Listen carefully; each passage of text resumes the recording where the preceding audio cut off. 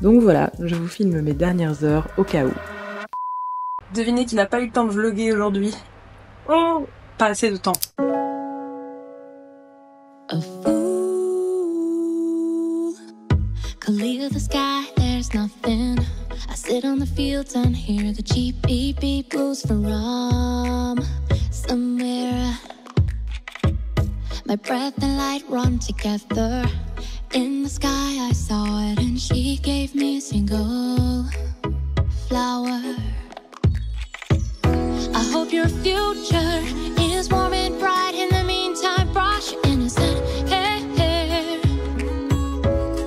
Feel warm inside. You let me know I'm filled. So if you are hit by your rules. Apparemment, le 5 juillet, c'est la fin du monde. Et c'est pas moi qui le dis, c'est un manga. Oui, un manga. Donc voilà, je vous filme mes dernières heures au cas où. Je ne connaissais pas du tout, mais apparemment il y a un manga qui s'appelle The Future I Saw. Et dedans, il y a un personnage qui prédit un immense tremblement de terre le 5 juillet au Japon. Et apparemment, ça fait flipper pas mal de monde. Mais vraiment, des touristes annulent leurs vacances au Japon, des rumeurs circulent sur TikTok, c'est très ambiance 2012. Pour vous donner un petit peu plus de contexte, je vous mets quelques captures d'écran d'un article de la RTBF qui explique très bien la situation, donc je me dis que c'était pas la peine que je résume. Je le mettrai également en barre de description si j'y pense, mais sinon voici le titre.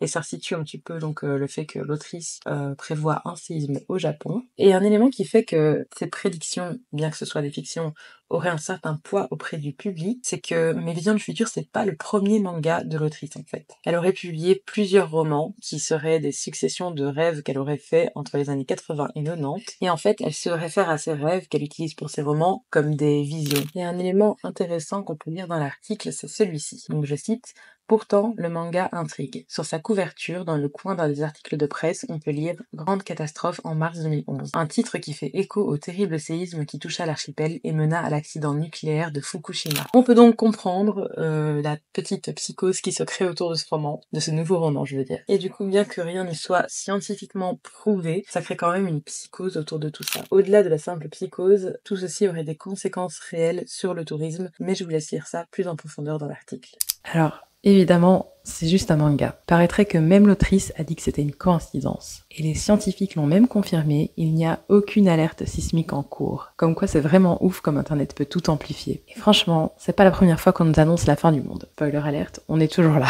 Pour le meilleur ou pour le pire, je ne sais pas. Et vous, qu'est-ce que vous feriez si vous restez 24 heures à vivre? Moi apparemment je vlog. Toujours dans des contextes avec des décors très différents. Donc, si vous voyez cette vidéo, c'est que je suis encore en vie. Sinon, pensez à arroser mes plantes, s'il vous plaît.